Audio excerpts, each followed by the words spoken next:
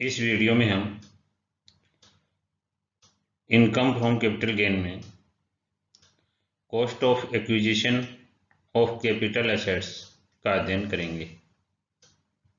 विभिन्न परिस्थितियों में पूंजी संपत्ति को प्राप्त करने की लागत कॉस्ट ऑफ एक्विजिशन का अध्ययन अपन ने पहले वीडियो में भी किया था। कुछ संपत्तियों का अध्ययन इसमें करेंगे जिसमें स्वयं उत्पन्न संपत्तियां, स्वयं द्वारा उत्पन्न की गई संपत्ति जैसे व्यापार की ख्याति है, किराएदारी अधिकार है, किसी वस्तु के उत्पादन का अधिकार है, यातायात परिचालन का परमिट है। ये संपत्तियां स्वयं उत्पन्न संपत्तियां हैं।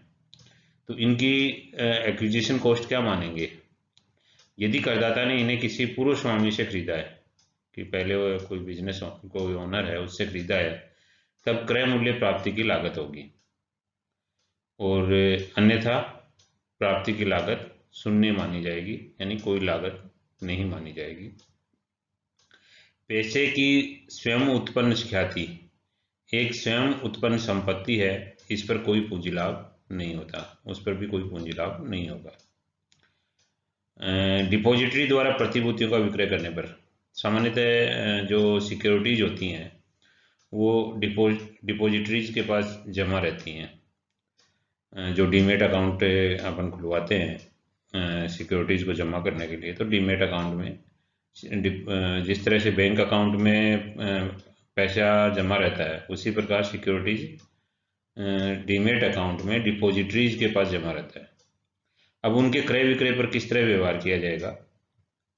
यदि कोई अंशधारी अपनी प्रतिभूतियों का क्रय विक्रय डिपॉजिटरी के माध्यम से करता है, यानी कि डिपॉजिटरी डीमेट अकाउंट के माध्यम से करता है, तब पूंजी लाभ हिताधिकारी के लिए ही कर योग्य होते हैं तथा इनकी प्राप्ति की लागत तथा तिथि का निर्धारण, प्राप्ति की लागत और तिथि का निर्धारण किस आधार पर करेंगे?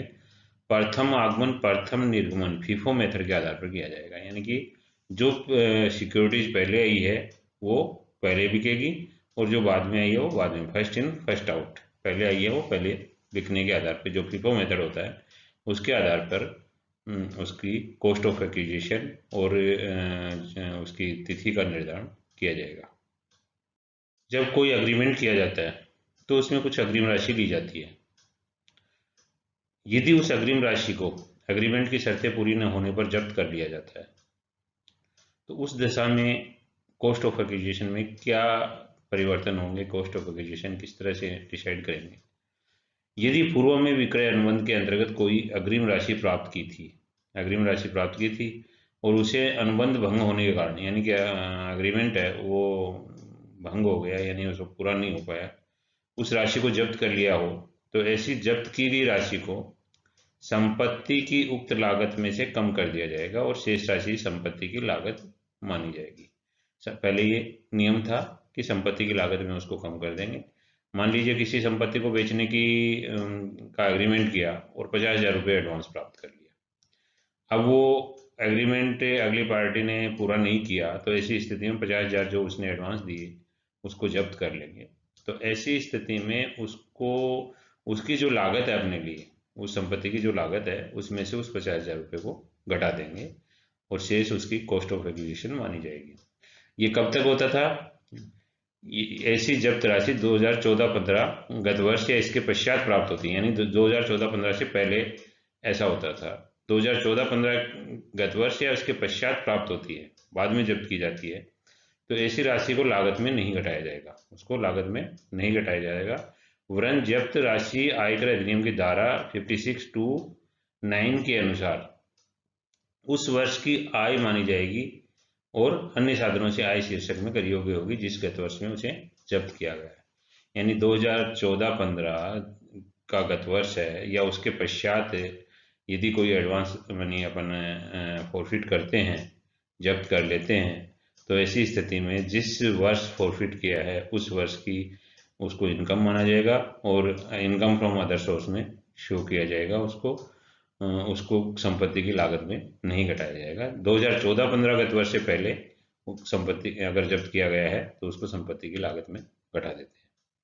विदेश से क्रय की गई संपत्ति की दशा में, यदि कोई संपत्ति विदेश से क्रय की गई है तो लागत का निर्धारण भुगतान के दिन की विनिमय दर के आधार पर किया जाएगा, यानी कि जिस दिन भुगतान किया गया उस संपत्ति का, विदेश से क्रय की गई संपत्ति का जिस दिन भुगतान किया गया उस दिन की विनिमय दर है उसके आधार पर किया जाएगा लागत का निर्धारण, न कि क्रय की तिथि। यानी क्रय की तिथि और अनुबंध की तिथि उसमें इम्पोर्टेंट नहीं है, भुगतान की तिथि के आधार पर डिसाइड करेंगे उसकी कॉस्ट ऑफ एक्विजिशन का। यदि संपत्ति को प्राप्त करने के बाद उसमें कोई वृद्धि की जाती है या उसमें कोई सुधार किया जाता है तो उसकी लागत के संबंध में क्या नियम है ये देखेंगे। जब संपत्ति 1 अप्रैल 2000 से पूर्व से प्राप्त की गई हो तथा करदाता ने 1 अप्रैल 2001 को संपत्ति के उचित बाजार मूल्य का विकल्प चुना है, यानी संपत्ति कब प्राप्त की है, 1 अप्रैल 2001 से पहले प्राप्त की हो, और करदाता ने कौन सा ऑप्शन यूज किया है, 1/4/2001 को संपत्ति का उचित बाजार मूल्य।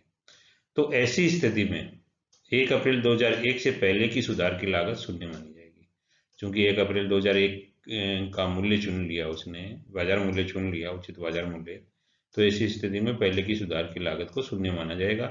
और 1 अप्रैल 2001 को या उसके बाद की अवधि में किए गए संपत्ति के संबंध में पूंजीगत व्यय को सुधार की लागत माना जाएगा। उसके बाद के जो भी खर्चे होंगे वो सुधार की लागत मानी जाएगी। यदि संपत्ति 1 अप्रैल 2001 के बाद प्राप्त की गई हो तो संपत्ति के सुधार के पूंजीगत व्यय को सुधार की लागत माना जाएगा। ख्याति, निर्माण या उत्पादन जैसे स्वयं उत्पन्न अधिकारों के संबंध में सुधार की लागत सदैव शून्य मानी जाएगी, चाहे इनको प्राप्त करने के लिए कोई राशि व्यय की गई हो अथवा नहीं, इसमें सुधार की लागत शून्य मानी जाएगी। साझेदार द्वारा अपनी व्यक्तिगत संपत्ति का पूंजी के रूप में फर्म को हस्तांतरण करने पर, साझेदार ने अपनी कोई व्यक्तिगत संपत्ति है और पूंजी के रूप में फर्म को हस्तांतरित कर दी, तो जिस मूल्य पर फर्म ने पुस्तकों में लेखा प्रविष्टि की है, यानी कि उस संपत्ति को जिन मूल्यों पर फर्म ने जमा किया है वही फर्म के लिए उस संपत्ति की लागत होगी, वही संपत्ति की लागत होगी। साझेदारी फर्म द्वारा साझियों को संपत्ति का वितरण करने पर, साझेदारी फर्म है वो साझियों को संपत्ति, मतलब पार्टनर्स हैं, उनको संपत्ति का वितरण करते हैं, तो साझियों को प्राप्त संपत्ति की लागत प्राप्ति के दिन के बाजार मूल्य के बराबर होगी। साझियों को जो भी संपत्ति प्राप्त होगी, प्राप्त संपत्ति की लागत है वो प्राप्ति के दिन बाजार मूल्य के बराबर लेंगे। इसी प्रकार सीमित दायित्व वाली फर्म में साझेदार के अधिकार का मूल्य है, सीमित दायित्व वाली फर्म में साझेदार के अधिकार का मूल्य कंपनी के अंशों की प्राप्ति की लागत ही फर्म में अधिकार का मूल्य होगा। कंपनी में के अंशों की प्राप्ति की लागत ही फर्म के अधिकार का मूल्य होगा।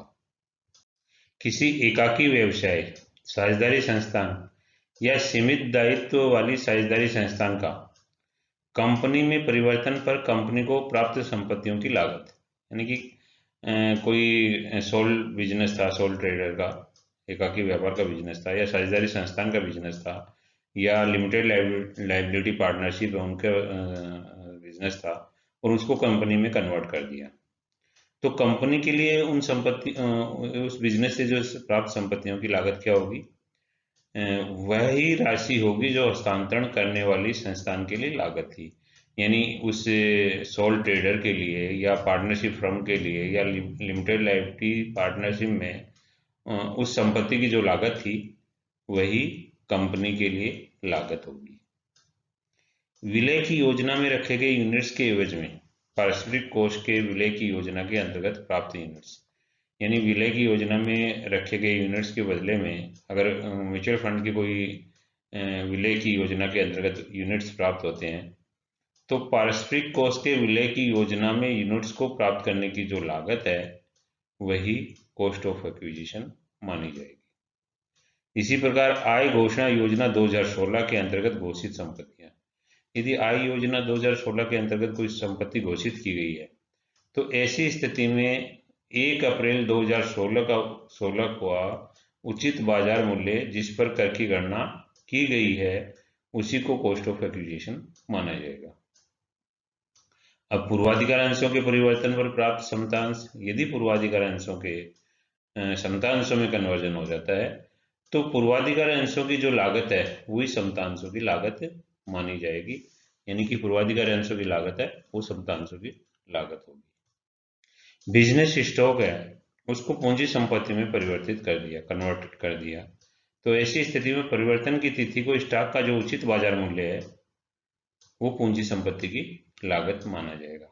बिजनेस एसेट्स को व्यापारिक क्लोजिंग स्टॉक को पूंजी संपत्ति में कन्वर्ट किया है तो उचित बाजार मूल्य, परिवर्तन की तिथि को जो भी उचित बाजार मूल्य है वो पूंजी संपत्ति की लागत होना चाहिए।